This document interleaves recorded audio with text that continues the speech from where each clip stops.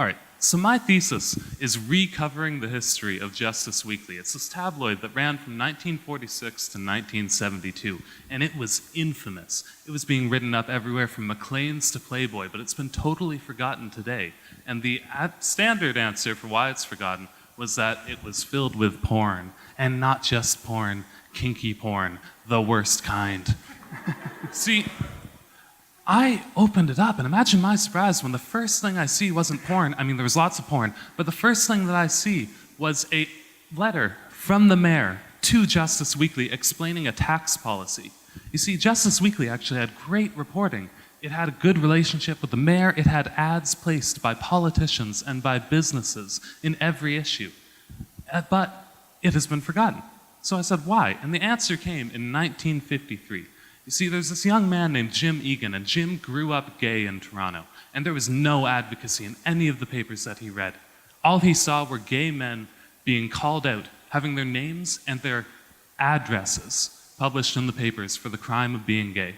And he said that that was not good enough. So he wrote letters to all the newspapers. And the only place that printed him was Justice Weekly, this kind of porny tabloid. Now, he set up a meeting with the editor of Justice Weekly, this dude named Phil Daniels. Phil was born in 1890. He was a 63-year-old homophobe. But when Jim talked to him, he listened. He said, I'm going to give you my platform for 30 weeks if it's profitable. It wasn't profitable. He published him for 2 years instead. And then when he was done, he went out and he found the top homophile voices from across Canada, from across North America, and from across all of the world, and he published them. And he did more than that. He went out and sought out voices from prisons and gave them a space to talk about how their rights needed to be bettered. He printed the first letters saying that if you are trans, you should go out and live as who you really are and damn anyone who tells you different. In 1956, he printed letters from nudists, which is less inspiring, but still. He did all of this. See, Justice Weekly wasn't forgotten because it was kinky. It was forgotten because it was queer. It was disposable. It was this newspaper that could be thrown away. You might read it for the articles, but you didn't let your wife see it. And when people recovered those, others were angry, saying, we can't let our kids know that we were into spanking.